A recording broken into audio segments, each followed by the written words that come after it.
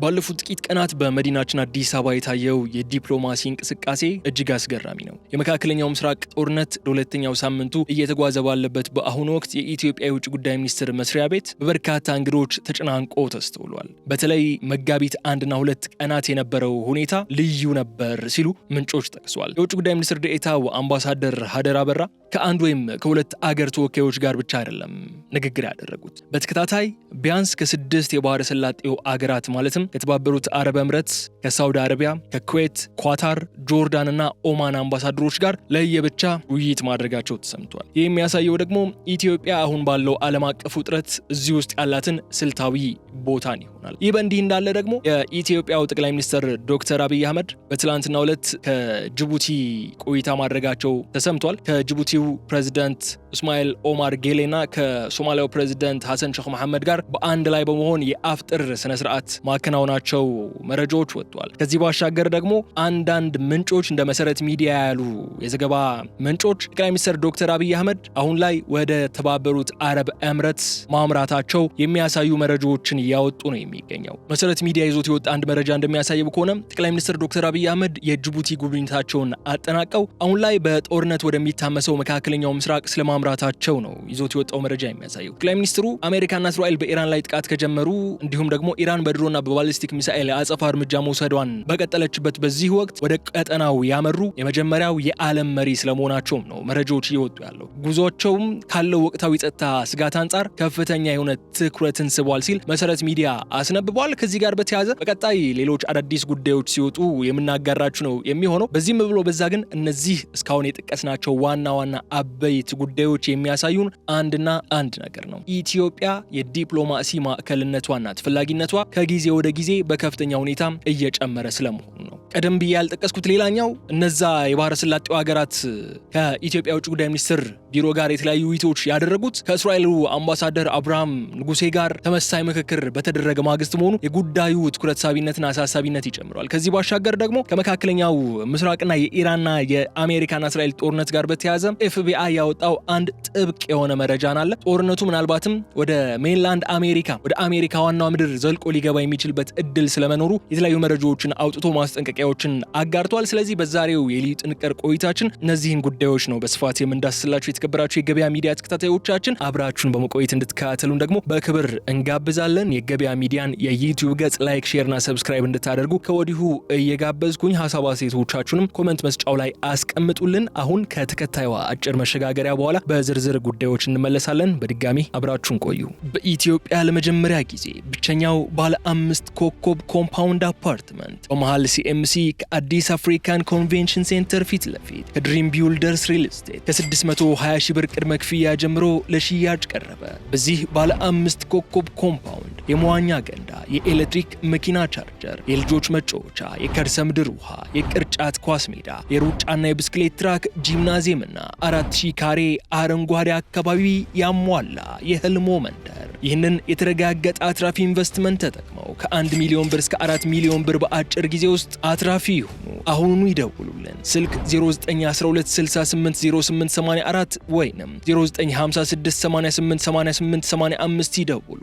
ድሪም ቢውልደርስ ሪል ስቴት ህልሞን እንገነባለን። ይህ ቀደም ብዬ መግቢያ ላይ የጠቀስኩላችሁ የዲፕሎማሲ ሽርጉድ ዝም ብሎ ለፖለቲካ ፍጆታ ወይም ፎቶግራፍን ተነስቶ ለመበተን የተደረገ አይደለም። ይህ በመካከለኛው ምስራቅ በተለይም በኢራን እየተካሄደ ያለው ጦርነት በኢትዮጵያውያን የዕለት ተዕለት ኑሮ ላይ ቀጥተኛ ተጽዕኖ እያሳደረ ስለመሆኑ ማብራሪያ የማያስፈልገው ግልጽ ሀቅ ነው። የሆርሙዝ የባህር መስመር ስጋት ላይ ወድቆ መርከቦች በነፃነት መንቀሳቀስ ማቆማቸው ዓለም አቀፍ የነዳጅ ዋጋ ጣሪያ አስነክቶታል። ይህም በኢትዮጵያ ውስጥ ያለው የነዳጅ ዋጋ በከፍተኛ ሁኔታ እንዲጨምር ስለማድረጉ ባለፉት ቀናት ተመልክተናል። በአሁኑ ወቅት በአዲስ አበባና በሌሎች ትልቅ ከተሞች በከፍተኛ ሁኔታ የጨመረው የነዳጅ ዋጋ መንግስት የነዳጅ ድጎማ እያደረገ ሊያረጋጋው ቢሞክርም የጦርነቱ መራዘም ግን የውጭ ምንዛሬ እጥረት ለሚያሰቃያት እንደ ኢትዮጵያ ላለች ሀገር ትልቅ ጫና ነው የሚፈጥረው። ስለዚህ ከባህረ ሰላጤው አገራት ጋር የሚደረገው ይህ ንግግር ምንም እንኳ ከቀጠናዊ የጸጥታ ጉዳዮች ጋር በተያያዘ በስፋት ቢመከርበትም የኃይል ዋስትና ወይም ኢነርጂ ሴኪዩሪቲ ግን ዋነኛ የንግግሮቹ ዓላማ ሊሆን እንደሚችል ነው ግምቶች እየወጡ ያሉት።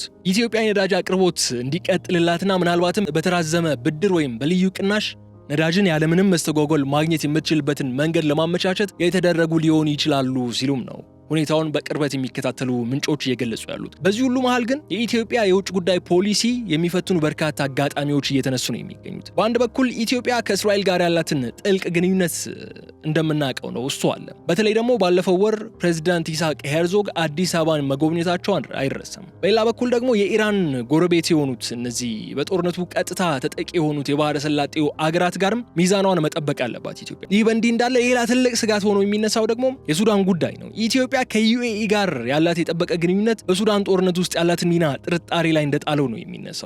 አሜሪካ አሁን ትኩረቷ በኢራን ላይ ቢሆንም ኢትዮጵያ በሱዳን በኩል የምታደርገው እንቅስቃሴ በዋሽንግተንና በኢትዮጵያ መካከል ያለውን ግንኙነት እንዳያሻክረው ጥልቅ ጥንቃቄን ያስፈልጋል የሚሉ ድምጾች እየተሰሙ ነው። ይህንን ጉዳይ ስናጠቃልለው አዲስ አበባ አሁን የመረጃና የዲፕሎማሲ ልውውጥ ማዕከል ነው የሆነችው። እነዚህ የባህረ ሰላጤው ሀገራት ግን ኢትዮጵያን የሚፈልጓት ለምንድን ነው የሚለው ዋነኛ ጥያቄያችን መሆን አለበት። የመጀመሪያው ኢትዮጵያ በአፍሪካ ህብረት በኩል ያላት ተጽዕኖን መጠቀም ይፈልጋሉ። ሁለተኛው ደግሞ በኦፕሬሽን ኤፒክ ፊውሪ ውስጥ የኢትዮጵያን የአየር ክልልና ቀጠናዊ ደህንነት ለአሜሪካና ለአጋሮቿ ወሳኝ ሊሆን ስለሚችል በዛ ዙሪያም የተለያዩ ውይይቶች ይደረጋሉ ተብሎ ይጠበቃል። ማርክ ሩቢዮ ከጠቅላይ ሚኒስትር ዶክተር አብይ አህመድ ንግግር ማድረጋቸውም እንዳትረሱ። ይህ ሁሉ የሚመራን ወደ አንድ ጉዳይ ነው፣ የኃይል አቅርቦት ቀውስ ነው። ዘ ኢነርጂ ክራይሲስ በኢትዮጵያ ብቻ ሳይሆን በመላው ዓለም ያስተዋል ነው የምንገኘው ቀውስ ማለት ነው። ኦፕሬሽን ኢፒክ ፊውሪ ከተጀመረ ከቀናት በኋላ በኢትዮጵያና በተለያዩ የዓለም ከተሞች ላይ ጦርነቱ በመካከለኛው ምስራቅ በተለይም በኢራንና በእስራኤል ምድር እየተደረገ ያለ ቢሆንም ዳፋው ግን በየበራችን በየኪሳችን ውስጥ እየገባ እንደሆነ አሳይቶናል። የኢራን የባህር ኃይል በከፊል ቢደመሰስም የሆርሙዝ የባህር መስመር በሚሳኤልና በፈንጂዎች ስጋት ውስጥ መውደቁ የዓለምን የነዳጅ ገበያ በጥልቅ ነው ያናወጠው። ኢትዮጵያ 95% የሚሆነውን የውጭ ንግድ የምታከናውነው በጅቡቲ በኩል ነው። አሁን ነገሮች በኤደን ባህረ ሰላጤና በቀይ ባህር አካባቢ ወታደራዊ እንቅስቃሴ ሲበረታም የነዳጅ ጫኝ መርከቦች በሰላም እንዳይጓዙ አድርጓቸዋል። ይህ ደግሞ በቀጥታ ወደ አዲስ አበባ የነዳጅ ማደያዎች የደረሰ ተጽዕኖ ሆኗል። የዓለም የነዳጅ ዋጋ በአንድ በርሜል ላይ ያለው ጭማሪ በኢትዮጵያ ቀደም ብሎ የነበረውን የውጭ ምንዛሬ እጥረት አባብሶታል። ነዳጅ ሲወደድ ደግሞ የትራንስፖርት ዋጋ ይጨምራል። ያ ደግሞ ወደ ገበያ የሚመጡ የምግብ ምርቶች ዋጋ ሰማይ ነው የሚያደርሰው። ይህ ለኢትዮጵያ መንግስት ትልቅ የውስጥ የፖለቲካ ጫናን የሚፈጥር ነው። እዚህ ላይ የባህረ ሰላጤው ሀገራት ሶሉሽን ነው ብቅ የሚሉት መፍትሄ ሆነው ነው የሚመጡት። የኢትዮጵያ ባለስልጣናት ከሳውዲ አረቢያ ከዩኤኢ እና ከኩዌት አምባሳደሮች ጋር በዚህ ወቅት በዝርዝር መነጋገር መቻላቸው ትልቅ ነገር ነው። ዋናው አጀንዳ ሊሆን የሚገባው በእነዚህ ንግግሮች ደግሞ የነዳጅ ዋስትና ጉዳይ ነው። ኢትዮጵያ ከነዚህ ሀገራት ጋር ላላት የጠበቀ ግንኙነት አሁን ፍሬ ማፍራት ያለበት ወቅት ነው። ምናልባት ነዳጅን በብድር ወይም በክሬዲት የመግዛት ወይም የረጅም ጊዜ ክፍያ አመቻችቶ የኃይል አቅርቦቱ እንዳይቋረጥ የማድረግ ስምምነቶች ላይ ትኩረት መደረግ አለበት። ያለ እነዚህ ሀገራት ድጋፍ የኢትዮጵያ ኢኮኖሚ የዚህ አሰቃቂ ጦርነት ጫና መቋቋም ላይችል ይችላል። ሌላው ትልቁ ስጋት የነዳጅ ፍላጎት መጨመርና ዲማንድና ሳፕላይ ሊጣጣም አለመቻል ነው። ለዚህ ሁሉ አሁን ያለው የዲፕሎማሲ ሽርጉድ ለኢትዮጵያ የቅንጦት ሳይሆን የህልውና ጉዳይ ስለመሆኑ ያሳያል። የነዳጅ አቅርቦት ከተቋረጠ አገሪቱ ሽባ ነው የምትሆነው። ከባህረ ሰላጤው ሀገራት ጋር የሚደረገው ድርድር ውጤትም የኢትዮጵያን ቀጣይ ወራት እጣ ፈንታን የሚወስን ነው የሚሆነው። ይህ ግን ከኢትዮጵያ አንጻር ብቻ ወይም ለኢትዮጵያ ጥቅም ብቻ የሚያደላ አድርገን መውሰድ የለብንም። እነዚህ የባህረ ሰላጤው ሀገራትም በዚህ ጦርነት ወቅት የኢትዮጵያን ዲፕሎማሲያዊ ድጋፍ ይፈልጉታል። በቀይ ባህር አካባቢ ያለውን አለመግባባት ወደ ጦርነት ግልጽ ጦርነት እንዳያመራ እነሱም ይፈልጋሉ። እነሱም ከኢትዮጵያ ኢን ሪተርን የሚፈልጉታል። ኢትዮጵያ የነዳጅ መስመሮች እንዳይስተጓጎሉ እንዲያደርጉ ስትጠይቅ እነሱም ከኢትዮጵያ የሚያገኙት ጥቅም አለ ማለት ነው። በሌላ በኩል የነዚህ ግንኙነቶችና ያ ጦርነት የአፍሪካ ቀንድን እጣ ፈንታን በከፍተኛ ሁኔታ የሚወስን ነው። የቀይ ባህር ደህንነትና የአፍሪካ ቀንድ ትስስር ነጣጥላ የሚታይ አይደለም። እስካሁን የተነጋገርናቸው ነጥቦችም በሙሉ የሚያሳዩት አንድ ትልቅ እውነትን ነው። የአፍሪካ ቀንድ ከእንግዲህ የመካከለኛው ምስራቅ ጂኦፖለቲካ ዳርቻ ወይም ጎረቤት ብቻ አይደለም። አሁን የቀይ ባህር ቀጠናና የፋርስ ባህረ ሰላጤ ወደ አንድ ትልቅ የጸጥታ ቀውስ ወይም ሴኪዩሪቲ ኮምፕሌክስ ተቀይሯል። የሆርሙዝ የባህር መስመር መዘጋቱ ትኩረትን በሙሉ ወደ ባብ ኤልመንደብና ወደ ቀይ ባህር እንዲዞር አድርጓል። አሜሪካና አጋሮቿም የባህር ላይ ንግዳቸውን ለመጠበቅ በአፍሪካ ቀንድ ወደቦችና የባህር ጠረፎች ላይ ያላቸውን ወታደራዊ መገኘት ለመጨመር እየተገደዱ ነው ያሉት። ይህ ደግሞ ቀጠናውን የዓለም ሀያላን የጦር ትርኢት ማሳያ ሊያደርገው የሚችል ነው። እዚህ ላይ በዋናነት የሚጠቀሱት እነዛ የኢራን ፕሮክሲዎች በአካባቢው ላይ የሚፈጥሩት ስጋት ነው።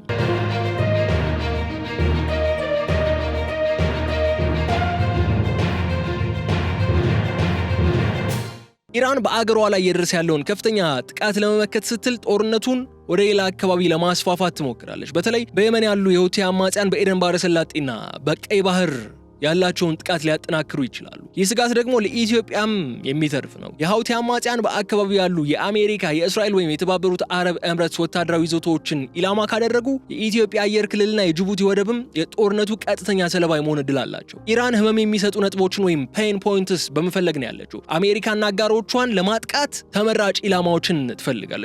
ይህን ለማድረግ በሚደረገው ጥረት በተለይ የጅቡቲ መስመር ለአደጋ የሚጋለጥ ከሆነ አሁን በከፍተኛ ሁኔታ ጨምሮ ያለው የነዳጅ ዋጋ በምን ያክል ሁኔታ ሊጨምር እንደሚችል ደግሞ ማሰቡ ቀላል ነው ማለት ነው። በቅርቡ እስራኤል ሶማሊላንድን እንደ አገር እውቅና መስጠቷ ኢትዮጵያ ከሶማሊላንድ ጋር ያን የተፈራረመችው የመግባቢያ ሰነድ በቀጠናው አዳዲስ ጥምረቶች እንዲፈጠሩ ማድረጉ ግልጽ ነው። ግብጽ፣ ኤርትራና ሶማሊያን በኢትዮጵያ ላይ አንድ አይነት አቋም እየያዙ ነው የመጡት። ይህ ሁኔታ ጦርነቱን ይበልጥ ያወሳስበዋል። ግብጽ ከመካከለኛው ምስራቅ ጦርነት ጎን ለጎን የኢትዮጵያን ተጽዕኖ ለመቀነስ ይህንን አጋጣሚ ልትጠቀምበት ነው የምትችለው። ኢትዮጵያን በበኩሏ የባህረ ሰላጤው ሀገራት እንደ ሳውዲና ዩናይትድ አረብ ኤምሬትስ ያሉ ሀገራት ከጎኗ እንዲቆሙ የምትፈልገው ለዚሁ ነው። የአፍሪካ ቀንድ ሀገራት አሁን የሚሰለፉበት ጎራ ለሚቀጥሉት 10 ዓመታት የቀጠናውን ፖለቲካ የሚወስን ነው።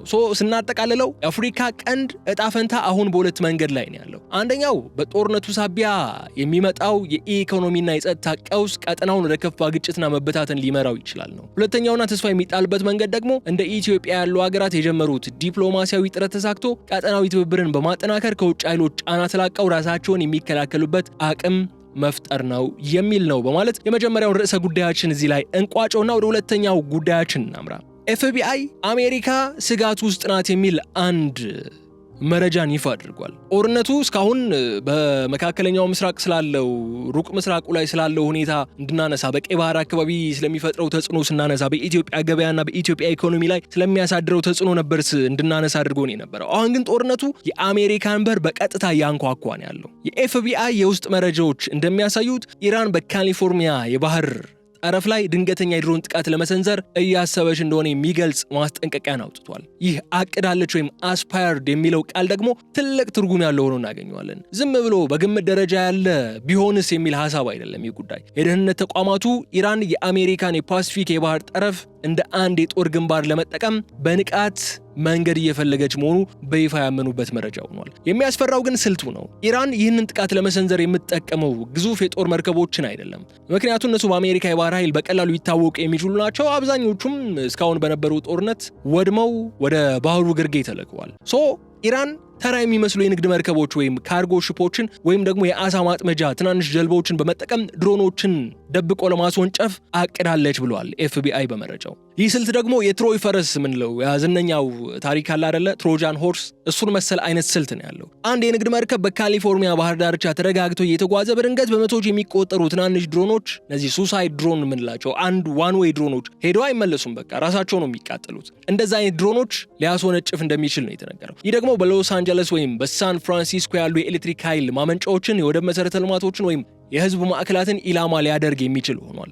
የካሊፎርኒያ ገዢ ጋቪን ኒውስም ግዛቱ ከፌዴራል መንግስት ጋር በከፍተኛ ቅንጅት እየሰራ መሆኑን ገልጿል። ሆኖም ግን በአሁኑ ወቅት በአሜሪካ በምዕራባዊ የባህር ጠረፍ ላይ ያለው ይህ ስጋት ሁለተኛው የዓለም ጦርነት ወዲህ ታይቶ የማይታወቅ ደረጃ ላይ ደርሷል ነው ያሉት። የሚያሳስበው ሌላው ነጥብ ደግሞ የኤፍቢአይ መረጃ ፕሬዚዳንት ትራምፕ ጦርነቱን እያሸነፍን ነው ብለው ባወጁ ማግስት መሆኑ ነው። በውጭው ያለው ጦርነት ተገባደደ ሲባል በውስጥ በኩል ግን በድብቅ የሚሰነዘር ተመጣጣኝ ያልሆነ ጥቃት ስጋት መኖሩ ትልቅ ግጭትን ፈጥሯል። ይህ ማለት የጦር ሜዳው ከአረቢያ በረሆች ተነስቶ ወደ ፓሲፊክ ውቅያኖስ ማዕበሎች ተሸጋግሯል ማለት ነው። አሁን ካሊፎርኒያ በስጋት ውስጥ ነች ማለት ነው። በእውነት በዋሽንግተን ዲሲ የሚሰሙት ንግግሮች በተለያየ ሁኔታ እርስ በርሳቸው የሚጋጩ ሆነው ተገኝተዋል። ፕሬዚዳንት ትራምፕ መጋቢት 2 ቀን 2018 ዓ.ም በሰጡት አንድ መግለጫ ጦርነቱ በድል ያጠናቀቅነው ነው በልበ ሙሉነት ነው የተናገሩት። እንደዛ ብለው የኢራን የባህር ኃይልና የአየር ኃይል ሙሉ በሙሉ መደምሰሳቸውን በመጥቀስም እንዳትጨነቁ የሚል ንግግር ነው ያሰሙት። ፕሬዚዳንቱ አካሄዳቸው ግልጽ ነው። በአሜሪካ ሕዝብ ዘንድ መረጋጋት እንዲኖርና የኢኮኖሚ ገበያው ወይም ስቶክ ማርኬቱም እንዳይደነግጥ ይፈልጋሉ። የትራምፕ እነዚህ ንግግሮች በአስገራሚ ሁኔታ $120 ደርሶ የነበረውን የነዳጅ ዋጋ ወደ $100 ዝቅ እንዲል አድርጓል። ትራምፕ ኳልኩሌትድ የሆኑ ፖለቲካዊ እንቅስቃሴዎች ነው እያደረጉ ያሉት። ገበያውን ለማረጋጋት ነው እየጣሩ ያሉት። ግን ጦርነቱ አብቅቷል የሚለው ንግግራቸው ከመከላከያ ሚኒስትሩ ከሚወጡ መረጃዎች ጋር በእጅጉ የሚጋጭ ነው። ፔቴክሴዝ ገናነን የሚል ንግግር ነው እያደረጉ ያሉት ሲል የመከላከያ ሚኒስትሩ ገና መጀመራችን ነው የሚል መልእክት ነው የሚያስተላልፉት። ወደፊት የሚመጡት ጥቃቶች ደግሞ ይበልጥ ጠንካራ እንደሚሆኑ ነው የሚይዙት። ለሚኒስትሩ የኢራን መደበኛ ጦር መዳከም ማለት ጦርነቱ አበቃ ማለት እንዳልሆነ ነው ግልጽ ያደረገው። ይህ አለመጣጣም ታዲያ ለብዙዎች ግራ የሚያጋባ ሁኔታን ፈጥሯል። ፕሬዚዳንቱ አሸንፈናል ነው የሚሉት፣ የመከላከያ ሚኒስትሩ ደግሞ ለተጨማሪ ጥቃት ዝግጁ ነን ማለታቸው በአሜሪካ የጦር አመራር ውስጥ የጋራ መግባባት አለመኖሩን የሚያሳይ ተደርጎ ተወስዷል። ወታደራዊ ባለሙያዎች እንደሚሉት የኢራን የተላላኪዎች መረብ ወይም ፕሮክሲ ኔትወርክ እስካልተመታና እስካልተደመሰሰ ድረስ ድልን ማወጅ ላለ ጊዜው የተደረገ ጥሪ ተደርጎ ይወስዳል። ይህ የፖለቲካ ጫናና የኤፍቢአይ ስጋት ጥያቄ እንዲነሳ ያደርጋሉ።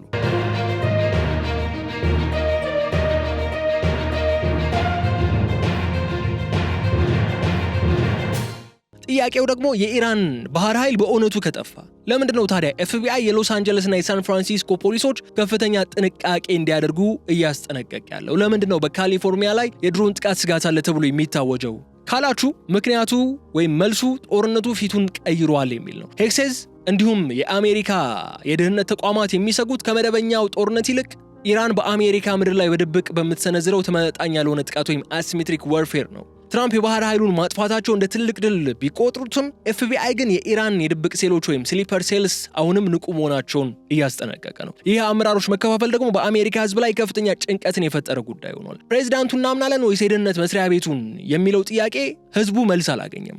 ይህ ሁኔታ ኢራን የምትፈልገው አይነት የስነ ልቦና ጦርነት እንዲፋፋም ምቹ ሁኔታን ይፈጥራል። በአመራሩ መካከል መከፋፈል ሲኖር ለጠላት ድንገተኛ ጥቃት የመጋለጥ እድሉ ከፍተኛ ስለሚሆን ማለት ነው። ካሊፎርኒያ አሁንም በስጋት ላይ ያለችው ለዚሁ ምክንያት ነው ማለት ነው። ከዚህ ባሻገር ያልጠበቁ ጥቃቶች ሊከሰቱ ይችላሉ። ለምሳሌ ሜክሲኮ ካርቴሎች ሚና እዚህ ላይ ትልቅ ጨዋታ ወይም ትልቅ ቦታ ሊጫወት ይችላል። የኢራን ግዙፍ የጦር መርከቦች ከተደመሰሱ ስጋቱ ከየት ነው የሚመነጨው ካልን በአሁን ዘመን ድሮን ለማስወንጨፍ ግዙፍ አይሮፕላን ተሸካሚ መርከብ አያስፈልግም። ቴክኖሎጂ የጦርነቱን ሜዳ ቀይሮታል። በአንድ ትንሽ የንግድ መርከብ ወይም የአሳ ማጥመጃ ጀልባ ውስጥ የተደበቀ ካሚካዝ ድሮን በሚሊዮን ዶላር ከሚቆጠር ሚሳኤል እኩል ጥፋት ሊያደርስ ይችላል።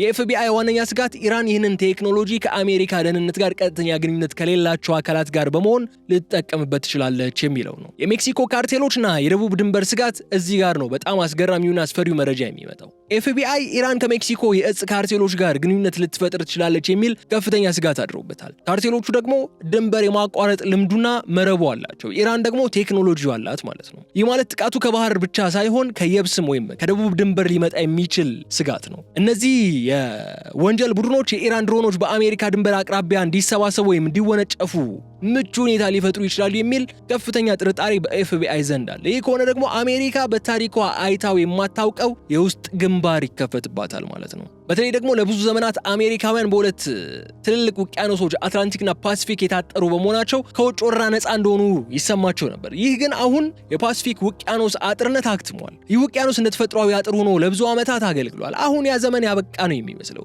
ቴክኖሎጂው ርቀትን አሳጥሮታል። ያ ውቅያኖስ አሁን የጠላት መተላለፊያና የድብቅ መርከቦች መደበቂያ ነው እየሆነ ያለው። የኢራን የድብቅ ስልት አሜሪካን ያልተጠበቀ ጥቃት በማንኛውም ሰዓት ሊመጣባት ይችላል የሚል ስጋት ውስጥ እንድትኖር አድርጓታል። ይህ ማለት ጦርነቱ በባህር ኃይል ብልጫ ብቻ የሚወሰን መሆኑ ቀርቷል። ተመጣኝ ያልሆነ ስጋት ማለት ጠላት ካለው አነስተኛ አቅም በመነሳት ያንተን ትልቅ አቅም የሚጎዳበት ድክመት መፈለግ ይችላል ማለት ነው። ኢራን በአየርና በባህር ብልጫ መሸነፏ ብታምንም አሁን የምትጠቀመው ሻዶው ዋር የተባለውን ስልት ነው። ይህ ደግሞ ለአሜሪካ የደህንነት ተቋማት ከመደበኛው ጦርነት ይልቅ ለመከላከል እጅግ አስቸጋሪ የሆነ ፈተናን ይዞ ይመጣል። እነዚህ ዛሬ የተነጋገርንባቸው ነጥቦች በሙሉ የሚያሳዩን አንድ ትልቅ ምስል አለ። እሱም በአንድ በኩል በመካከለኛው ምስራቅ የሚካሄድ የሀያላን ጦርነት፣ በሌላ በኩል በአዲስ አበባ የሚደረግ ከፍተኛ የዲፕሎማሲ ሽርጉድ ነው። በዚያ ደግሞ በካሊፎርኒያ ባህር ጠረፍ ላይ የታወጀ ስጋት አለ። እነዚህ ሁሉ የተለያዩ ቢመስሉም በአንድ ገመድ ግን ይተሳሰራሉ። አሁን ዓለማችን ላይ የራቀ ጦርነት የሚባል ነገር የለም። በአንድ የዓለም ጥግ የሚተኮስ ጥይት በሌላኛው ጥግ የሚገኘውን ሰው የቤት ኪራይ፣ የነዳጅ ዋጋ ወይም የደህንነት ስሜት ይነከዋል። ርቀት ከእንግዲህ መለኪያ ሊሆን አይችልም ማለት ነው። በተለይ ደግሞ ከኤፍቢአይ መረጃ የምንወስደው ትልቁ ትምህርት የጦር ግንባር ትርጉሙ መቀየሩን ነው። ቀደም ሲል ጦር ግንባር ሲባል ቦይ ተቆፍሮ ታንክ ተሰልፎ የሚደረግ ግጭት ነው የነበረው። አሁን ግን የጦር ግንባር ኢንተርኔት ባለበት፣ ስልክ ባለበትና ተራ የንግድ መርከብ ባለበት ሁሉ ቦታ ሊካሄድ ይችላል። ኢራን በአካላዊ ጦርነት የተሸነፈች ብትመስልም በሳይበር፣ በድሮን፣ በድብቅ ሴሎች ወይም ስሊፐር ሴልስ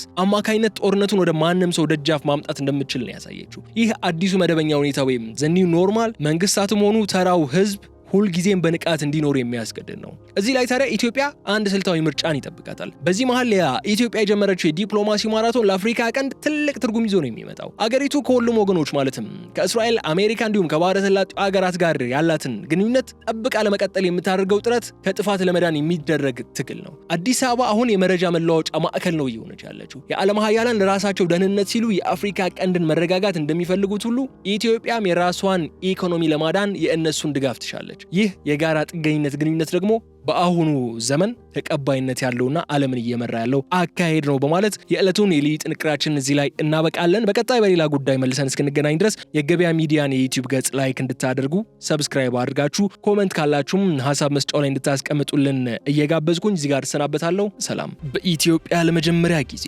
ብቸኛው ባለ 5 ኮከብ ኮምፓውንድ አፓርትመንት በመሃል ሲኤምሲ ከአዲስ አፍሪካን ኮንቬንሽን ሴንተር ፊት ለፊት ከድሪም ቢውልደርስ ሪል ስቴት ከ620 ሺህ ብር ቅድመ ክፍያ ጀምሮ ለሽያጭ ቀረበ። በዚህ ባለ 5 ኮከብ ኮምፓውንድ የመዋኛ ገንዳ፣ የኤሌክትሪክ መኪና ቻርጀር፣ የልጆች መጫወቻ፣ የከርሰ ምድር ውሃ፣ የቅርጫት ኳስ ሜዳ፣ የሩጫና የብስክሌት ትራክ፣ ጂምናዚየምና 4000 ካሬ አረንጓዴ አካባቢ ያሟላ የህልሞ መንደር። ይህንን የተረጋገጠ አትራፊ ኢንቨስትመንት ተጠቅመው ከ1 ሚሊዮን ብር እስከ 4 ሚሊዮን ብር በአጭር ጊዜ ውስጥ አትራፊ ይሁኑ። አሁኑኑ ይደውሉልን። ስልክ 0912680884 ወይንም 0956888885 ይደውሉ።